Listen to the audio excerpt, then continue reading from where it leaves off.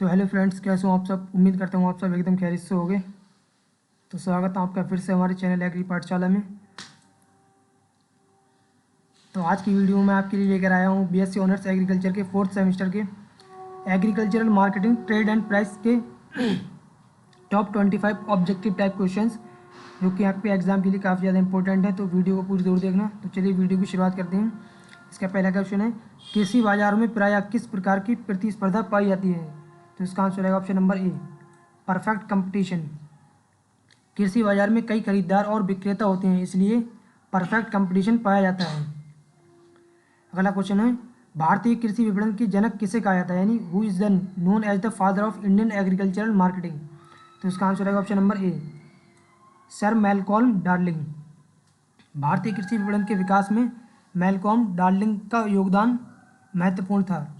अगला क्वेश्चन है, which scheme is related to electronic spot trading, यानी कौन सी योजना इलेक्ट्रॉनिक स्पॉट ट्रेडिंग से जुड़ी है। तो इसका आंसर है ऑप्शन नंबर ए, इनाम। इनाम 2016 किसानों को ऑनलाइन मंडी में उपज बेचने की सुविधा देता है।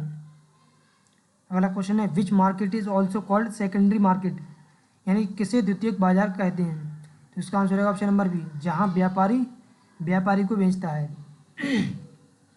सेकेंडरी मार्केट में किसान नहीं बल्कि व्यापारी के बीच व्यापार होता है।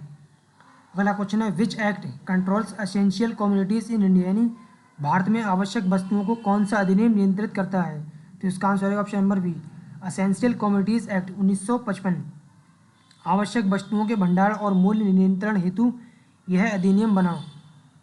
अगला क्वेश्चन है, विच स्टेट इम्प्लीमेंटेड फर्स्ट इनाम मंडी इन इंडिया, यानी भारत में पहली इनाम मंडी किस राज्य में लागू हुई। तो इसका आंसर है option number B, Madhya Pradesh. Madhya Pradesh में 2016 में पहली इनाम मंडी स्थापित हुई। अगला क्वेश्चन है, which of the following is not an institutional agency in agree marketing. निम्नलिखित में से कौन कृषि विपणन की संस्थागत एजेंसी नहीं है। तो इसका आंसर है ऑप्शन नंबर डी, हाट अनौपचारिक बाजार है, जबकि एफसीआई, नाफेड, एपीएमसी संस्थागत एजेंसियां हैं। अगला क्वेश्चन है, which organisation regulates future trading in India, यानी भारत में वायदा व्यापार कौन नियंत्रित करता है।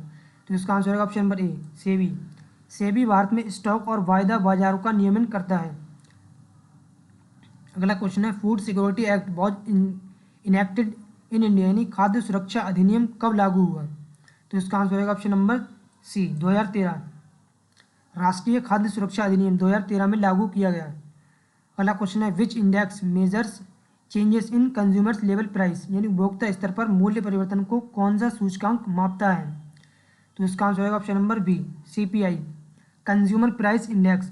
सीपीआई उपभोक्ता स्तर पर कीमतों के उतार चढ़ाव को दर्शाता है। अगला क्वेश्चन है, which crops marketing is controlled by coffee board of India, यानी भारत में कॉफी बोर्ड किस फसल का विपणन नियंत्रित करता है। तो इसका आंसर है option number B, coffee. Coffee board Bharat में कॉफी की विपणन नोडल एजेंसी है। अगला क्वेश्चन है, फेयर प्राइस शॉप्स यानी FPS are part of which system, यानी फेयर प्राइस शॉप एफपीएस किस प्रणाली का हिस्सा है। तो इसका आंसर है option number C, PDS, public distribution system. FPS सार्वजनिक वितरण प्रणाली के अंतर्गत कार्य करती है। अगला क्वेश्चन है, which is the expert promotion board for T in India, यानी भारत में चाय के लिए निर्यात संवर्धन बोर्ड कौन सा है। तो इसका आंसर है option number B, tea board. Tea board चाय की गुणवत्ता और निर्यात संवर्धन देखता है। अगला क्वेश्चन है, which is the largest agricultural export item of India, यानी भारत का सबसे बड़ा कृषि निर्यात उत्पाद कौन सा है। तो इसका आंसर है ऑप्शन नंबर ए, राइस। भारत सबसे अधिक चावल निर्यात करता है, विशेषकर बासमती चावल। अगला क्वेश्चन है, what is mean by procurement price. Procurement price का अर्थ है। तो इसका आंसर है ऑप्शन नंबर बी, एमएसपी से अधिक मूल्य। सरकार किसानों से अनाज खरीदने के लिए एमएसपी से थोड़ा अधिक प्रोक्योरमेंट प्राइस देती है। अगला क्वेश्चन है, विच committee recommended the establishment of FCI, यानी एफसीआई की स्थापना किस समिति की सिफारिश पर हुई। तो इसका आंसर है ऑप्शन नंबर सी, एल के झा कमेटी। एल के झा कमेटी की सिफारिश पर एफसीआई की स्थापना 1965 में हुई। अगला क्वेश्चन है, which is the nodal ministry for agricultural marketing in India, यानी भारत में कृषि विपणन की नोडल मंत्रालय कौन सा है?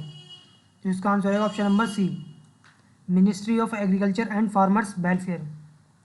कृषि विपणन का दायित्व कृषि एवं कल्याण मंत्रालय का है। अगला क्वेश्चन है, which scheme provides farmers direct income support in India? Bharat में किसानों को प्रत्यक्ष आय सहायता देने वाली एजेंसी योजना कौन सी है? तो इसका आंसर रहेगा ऑप्शन नंबर बी, पीएम किसान।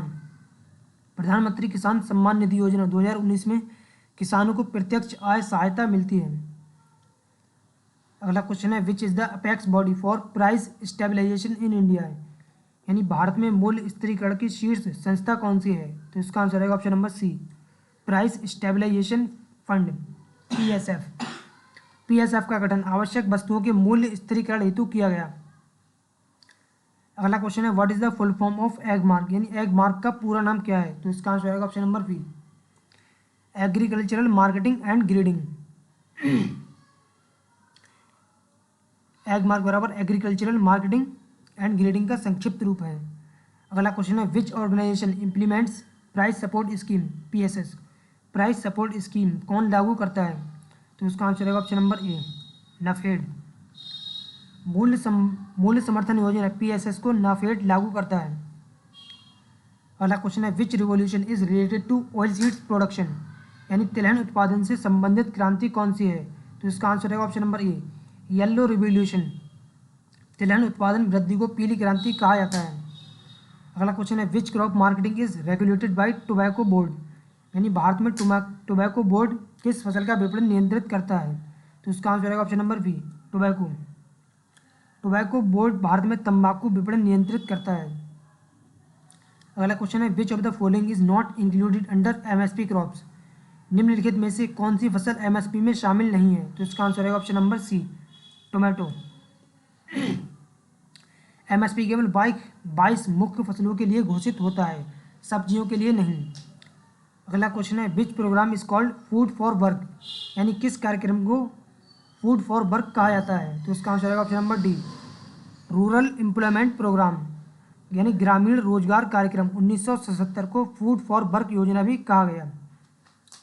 तो फ्रेंड्स, ये थे कुछ बीएससी ऑनर्स एग्रीकल्चर के 4th सेमेस्टर के agricultural marketing trade and price subject के टॉप 25 ऑब्जेक्टिव टाइप क्वेश्चंस, जो कि आपके एग्जाम के लिए काफ़ी ज़्यादा इंपॉर्टेंट हैं। तो अगर आपकी वीडियो पसंद आई है तो उसको लाइक करना, कमेंट्स करना, शेयर करना और हमारे चैनल एग्री पाठशाला को सब्सक्राइब कर लें।